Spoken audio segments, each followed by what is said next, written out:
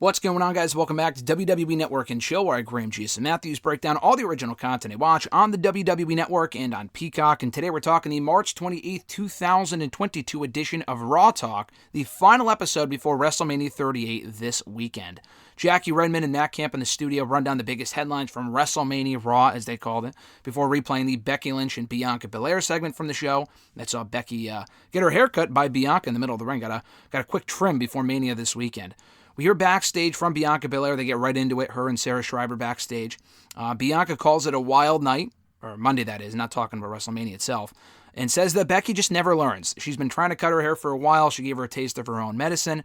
She's going to catch whatever Becky Lynch throws her way, and nothing's going to stop her from going after that Raw Women's Championship, and she promises to walk out of WrestleMania the new Raw Women's Champion. The special guest on this episode is Booker T. He says he's ecstatic and proud of Queen Sharmell for being inducted into the WWE Hall of Fame this weekend. Big for the family, and that there will be no King Booker. There would have been no King Booker without Queen Sharmell. And also believes that she did a great job in that role. Transitioning into talking about Bianca, he says that Bianca was very smart to have eyes in the back of her head during that segment on Raw this week, in that she had to know that something was coming from Becky. She knew to expect something from Becky, and that's exactly what happened. She gave her the Brutus the Barber beefcake treatment in the middle of the ring.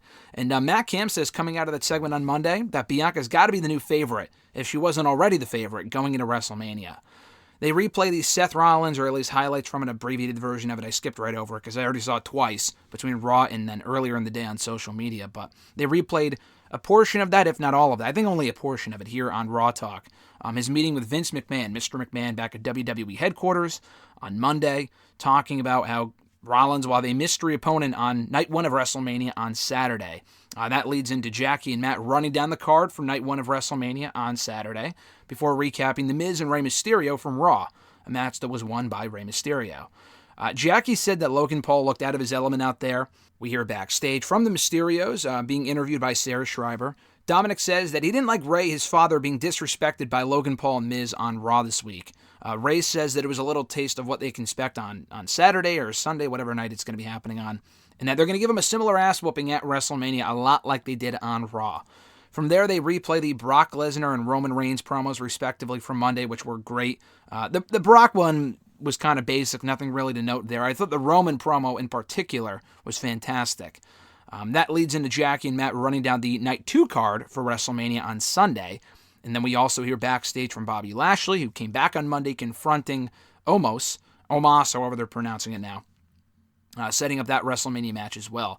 Bobby says he was backstage, I think, with Kevin Patrick, and Bobby told him it was a good feeling coming back. Interesting, MVP was not here for this interview, by the way, but he said that Omos piqued his interest because he's been proclaiming about his dominance for a while now, and he wanted to come back and face the biggest and toughest person on the Raw roster.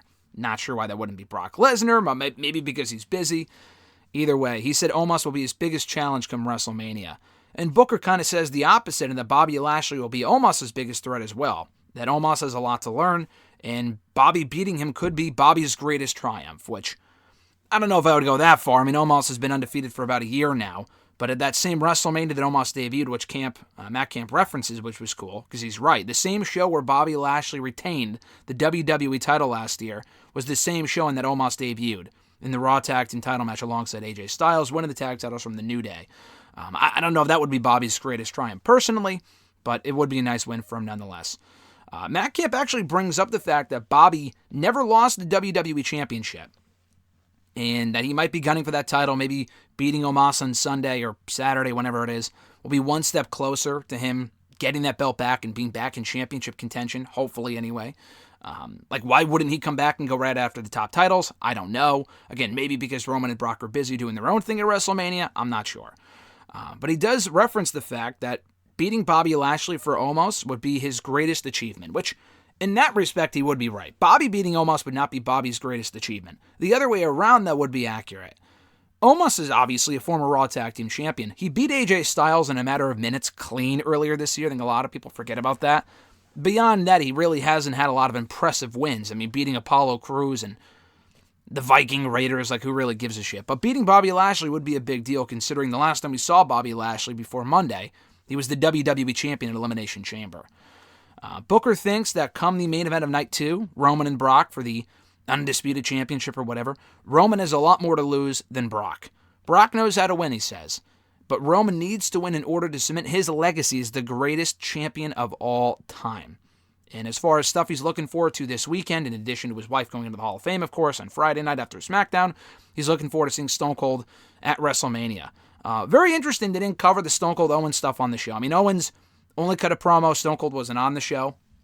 But that's like one of the biggest stories going into WrestleMania is this stuff with Kevin Owens and Stone Cold. So I'm a little surprised that wasn't a focal point on the show, but it is what it is. It ran about almost 30 minutes as it was, a little longer than it needs to be. I think the show is better suited as a 20, 25-minute show. 29-30 is a little long. Still a solid show, a nice go-home edition, so to speak, of Raw Talk for WrestleMania this weekend. We got to hear from the returning Bobby Lashley, which was cool. Again, interesting, there was no MVP there with him, so not sure what's going on there. Hearing from the Mysterios and Bianca Belair. So a lot of star power on this edition of Raw Talk, as there should be with WrestleMania being this weekend. Thank you guys for checking out my review of Raw Talk. I appreciate it. Be sure to like the video, drop a comment, share the video, and subscribe to the channel for more daily content. And stay tuned for more exclusive content and videos coming here to the channel this week. So if you haven't already, hit that bell button to be notified every time a new video goes up. Have an awesome one, guys. I'm Graham G.S. Matthews, and I'll catch your ass down the road.